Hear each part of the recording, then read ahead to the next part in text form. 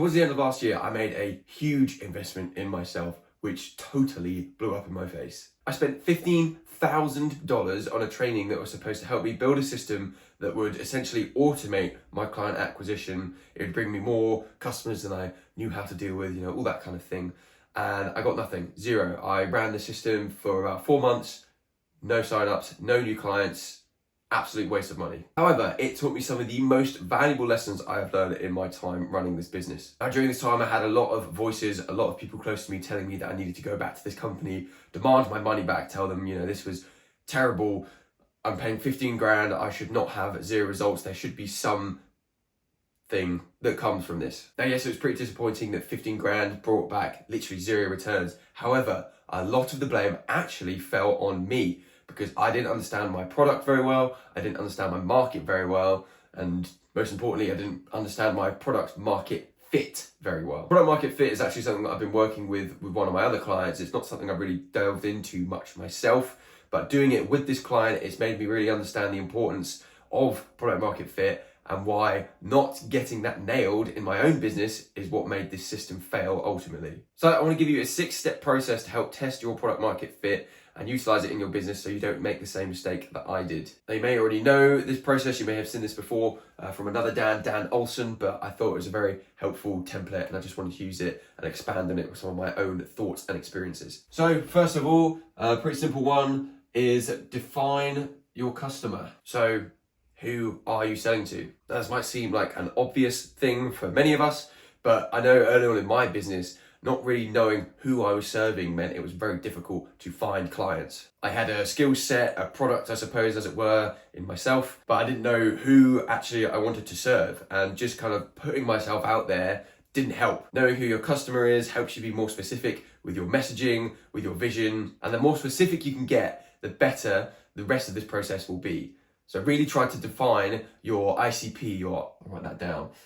Your ICP, your ideal customer profile, I believe that stands for. It does, look at that. I do know what I'm talking about. So really get in the head of who it is you're selling to. Think about their daily habits, obviously age and gender, demographic, where they are, what they do, their profession, do they have a family, what's their income. Try to really get in the head of who your customer is, and that will help not just with your product market fit, but your marketing, your branding, your voicing, all those kind of things. So that's an important thing in and of itself. So once you know who you're going to be selling to, the next thing that you're going to do, identify underserved needs of these customers. So what are some of the things that your market, your customers are not getting from the services that are out there at the moment? Is there a particular gap in your market or industry that you have noticed, maybe an issue that you have come across in the past? What needs are not being met in your customers that you can meet for them? So what is going to be your USP? What's going to be your unique selling point? What is it that's going to help your product or your service stand out above the crowd? One of the best ways to find that USP is with this, finding out what is not being done in the market. So step number 3 is you want to identify your value proposition. So this is kind of like a 1-sentence statement that summarizes what it is you do, and if presented to your market, they would understand what it is you do, it would make sense to them. Maybe out of context for some people, it wouldn't really make sense, but for those people who you want it to make sense to, it would make sense, if that makes sense. Now, this is different from a tagline. So a tagline is more of a branding thing. So just do it for Nike. That in and of itself makes absolutely no sense, but just do it. That's Nike. That's a whole part of the brand. A value proposition is more describing what it is that you do. So for me, my value proposition for my business is more money, more time, more margins. More money, more margin. More money, more margins, more time. Can't remember my value proposition.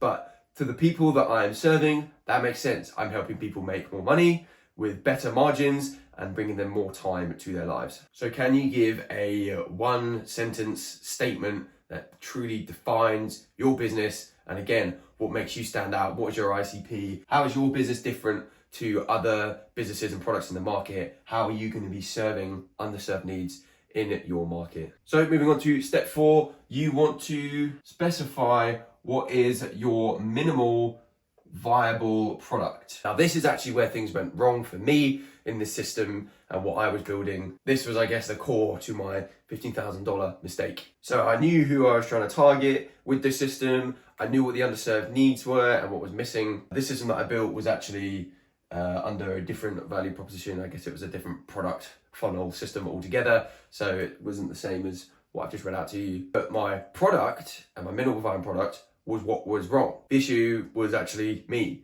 I knew what I had was good and the service I wanted to provide was good. What I was trying to sell was good. But in my example, basically I was selling to the wrong people. It was a market that I was never going to fit into, or at least not in the way I was trying to present myself. The way I had packaged the service and again, presented the service. So just to dig into that a little bit more, just in case the context helps some people, I was trying to market to a sector, an industry where basically the whole system, the whole funnel was based on building trust through previous experiences. You know, I did this before, I was stuck in the same position, this is how I got out of it, I want to help you do the same thing. But the industry that I was trying to serve was for people much older than me. The professionals would likely be much older than me. So I was never really going to build that trust. I'd packaged it in the wrong way. So where the service would have been good, and I know I would have been able to get results for these particular people, the way I packaged my product, the way I presented my product, and I guess the product that I'd created was wrong. And I guess I discovered this when I moved on to the next two steps, which are pretty self-explanatory, which is build your minimal viable product and then test it. But just to dig into this a little bit more, I've been speaking about a minimal viable product. What the heck is a minimal viable product? So that is kind of the smallest, easiest to create iteration of your product that you can make and get out and test as soon as possible. I was reading a quote actually, or a LinkedIn post, I think, just yesterday from a very successful marketing agency owner whose name I actually can't remember, so that's awesome. And he was talking about one of the biggest mistakes that entrepreneurs and business owners make is they spend so much time planning and building and putting together fancy systems and trying to make the perfect product straight away that they never get to this part of actually, well, this part, I suppose, testing it, putting it out to the market and seeing what people think. I guess that's actually kind of what happened with me as well. I spent a very long time building the minimal viable product. I thought I knew what it was I needed to build. And I was on kind of a timeline with this. I needed this product to work and it didn't because it took me too long to get it out there and test it. So figure out what is the smallest version of your product that you can make so you can get it out to the market and test it as soon as possible. Take the feedback from the people you pitched your business or your product to, your service to, see what they think, make changes according to their comments. Obviously don't change everything straight away from one piece of feedback. There might be some really obvious tweaks you can make, but don't just totally bail on everything because one person said that it was wrong. You want to get a good sample of data back before you make changes. Look at data, KPIs from your marketing, if that's what you're doing. But you know, your MVP, your minimal viable product, it doesn't need to be the final product. It doesn't need to be well polished.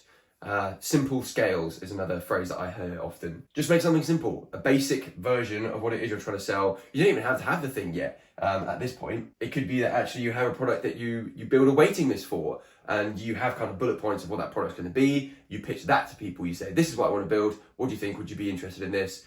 You know, ask questions, how much would you pay for this? Because again, you don't want to spend ages building and building and building. You think you've got something fantastic and amazing just from, I don't know, previous experience, previous products or services you've offered in the past.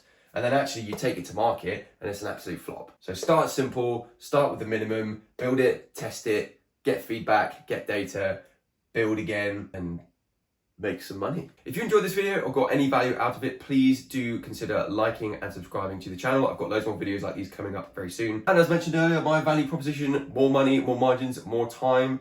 That is what I look to help people create with their businesses. And that's something that I do in my digital dominance community page, which I'll leave a link to in the description.